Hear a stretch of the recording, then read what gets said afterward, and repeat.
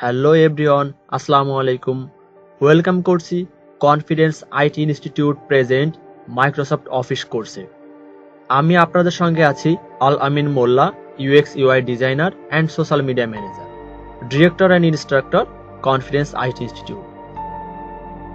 তো চলুন আমরা দেখে নিই ৭০তম ক্লাসে আমরা কোন কোন টপিকগুলো নিয়ে আলোচনা করব। আমরা আছি হচ্ছে টেবিল মেনুর ভিতরে, অর্থাৎ টেবিল টুলসের মধ্যে। তো তার মধ্যে আছে delete, insert above, insert below, insert left, insert right, merge cell এবং স্প্লিট সেল। তো চলুন আমরা ওয়ার্ডে প্রবেশ করি এবং ক্লাসটি শুরু করি। ওয়ার্ড অলমোস্ট আমার স্ক্রিনে চলে আসছে। আমি ইনসার্ট মেনু যাচ্ছি, ইনসার্ট মেনু থেকে টেবিল থেকে আমি এখানে একটি টেবিল ড্রয়িং করে নিয়ে নিলাম বা টেবিল তৈরি করে নিয়ে নিলাম। আমি চলে আসতে লেআউটে। টেবিল তৈরি করলেই আমার এই টেবিল টুলসে চলে আসবে এবং টেবিল টুলসের এগেনস্টে ডিজাইন এবং লেআউট দুটি মেনু থাকে। সো আমাদের ডিজাইন মেনুর কাজগুলো আমরা দেখে ফেলেছি। লেআউট মেনুতে আমি আছি এখন।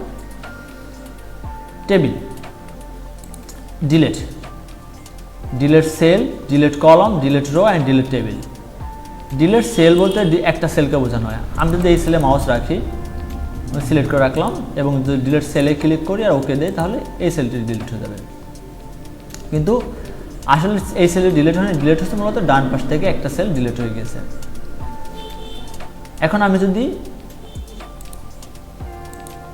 ডিলিট কলামে ক্লিক করি, তাহলে এই পুরো কলামটাই ডিলিট হয়ে যাচ্ছে। আমি যদি ডিলিট রোতে ক্লিক করি, তাহলে পুরো রোটি ডিলিট হয়ে যাচ্ছে। আবার আমি যদি ডিলিট টেবিলে ক্লিক করি, তাহলে পুরো টেবিলটি ডিলিট হয়ে গেল। সো আমরা আবার এটাকে ফেরত আনতে পারবো। আনু থেকে আমি টেবিলটিকে ফেরত নিয়ে আসছি। এখন আমি যেভাবে ডিলিট করেছি, আমি চাইলে সেভাবে আনডু করে ফেরত আসতে পারি, অথবা আমি আমার টেবিল এবং রোগুলোকে আবার বাড়িয়ে নিতে পারি। আমি যদি ইনসার্ট অ্যাবভে ক্লিক করি, তাহলে আমার উপরে একটি টেবিল বাড়তেছে। যদি আমি ইনসার্ট বিলোতে ক্লিক করি, নিচে একটি টেবিল বাড়তেছে।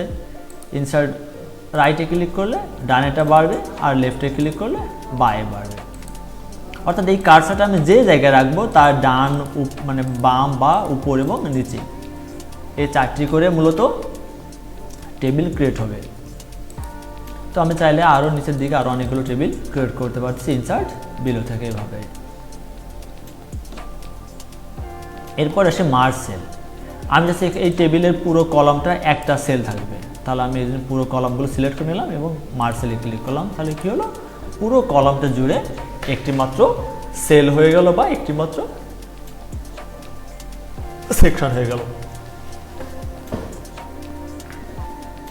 সো আমি এখন যদি চাই আমি সে আগের জায়গায় ফেরত যাব, তার জন্য আমি স্প্লিট সেলে ক্লিক করব। আমার এখানে কয়টি রো ছিল? 1 2 3 4 5 6 7 8টি ছিল। আমি নাম্বার অফ রোতে 8 এবং নাম্বার অফ কলামে 1 করে দিলাম। ডান। আমার সেম সেলগুলি আবার চলে আসছে। এখন আমি যদি চাই এই জায়গা থেকে, মানে এইগুলি হচ্ছে একটা টেবিল থাকবে, উপরে একটা আলাদা টেবিল হয়ে যাবে। তার জন্য আমরা স্প্লিট টেবিলে ক্লিক করলেই আমার টেবিলটি দুই ভাগ হয়ে যাবে। তাহলে আমি যদি একটু রিভিউ করি, ডিলেটের কাজ হচ্ছে টেবিল ডিলিট করার। চাইলে আমরা টেবিলের একটা রোকে ডিলিট করতে পারবো, একটি কলামকে ডিলিট করতে পারবো, বা একটি সেলকে ডিলিট করতে পারবো, ইভেন পুরো টেবিলটিকেও ডিলিট করে ফেলতে পারবো। ইনসার্ট অ্যাভব মানে উপরে টেবিল তৈরি করা, ইনসার্ট রো মানে নিচে, বিলো মানে নিচে টেবিল তৈরি করা, ইনসার্ট রাইট মানে হচ্ছে ডানে এবং লেফট মানে হচ্ছে বাঁয়ে।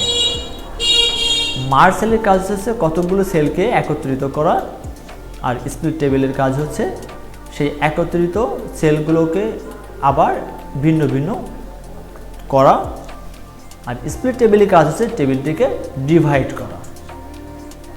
তো ভিউয়ার্স, নেক্সট টিউটোরিয়াল দেখার জন্য আমন্ত্রণ জানিয়ে এখানে শেষ করছি। সবাই ভালো থাকবেন, সুস্থ থাকবেন। আসসালামু আলাইকুম।